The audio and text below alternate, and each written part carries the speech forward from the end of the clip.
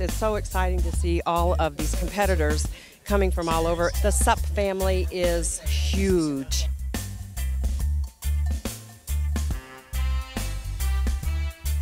I think it's just all the different elements, the weather, the altitude, the lake, the camaraderie, everyone here, and it's just a really fun event.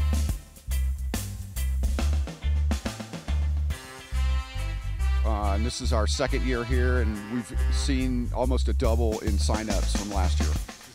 Camaraderie down here is wonderful, and everybody's super friendly, so it's a great time. It's user-friendly, and kids are doing it. You know, old people are doing it. It's fun for everybody.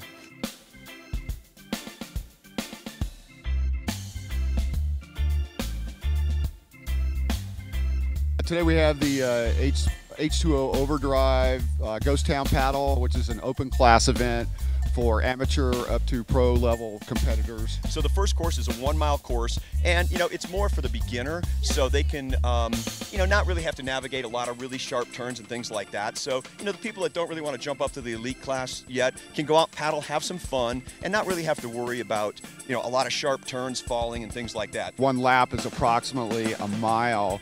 They'll be doing 4 laps today, so they'll be huffing and puffing after 4 miles, believe me. Actually, you weren't even that winded when you got up here. I'm impressed. Well, the air's pretty thin, so I was a little worried about that, so worked out well. So do you plan on going farther after this? Well, we'll see, yeah. It's always an adventure, and it's fun to take off and go find some new races. Well, started out on surfboards, and now I'm paddling a race board. So the nice thing about paddle surfing is, as you get older, you don't have to go to the trouble of standing up. So, but just on racing, it's just fun. It's just exhilarating. It's a really good workout, good for the core and good for balance. The men's race this year is going to be the one to watch because we've got some serious talent in town. There's about 5 buoy turns, and so I think it's going to be really strategic, really technical.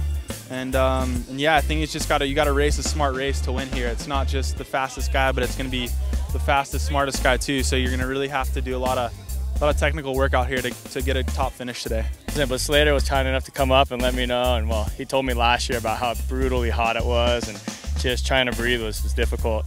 So I kind of came in with a little game plan based off of that, and it worked out really well.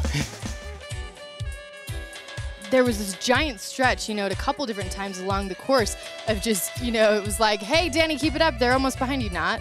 But no, you really, you kept it up really well.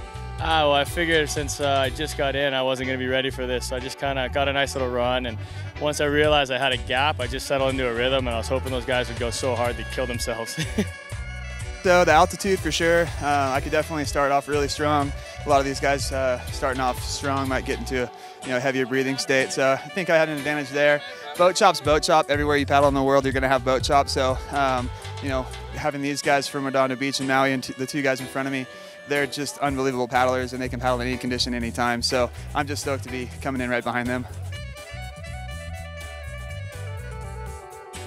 Like a lot of the races down south, if there's not very many women, I'm racing against the guys anyway. So all these guys are guys I've raced with at home and normally start at the same time on the same board. So this time we were on a shorter board, and they got almost a 3-minute lead. So it's kind of hard to catch them, but yeah, I didn't catch them all. The air's really, really thin. So once I got a lead, I kind of got to go into cruise mode, and just kept turning around to make sure that they weren't gaining on me, because it's hard. I give it to the guys that had to work the whole time. It's hard to breathe up here.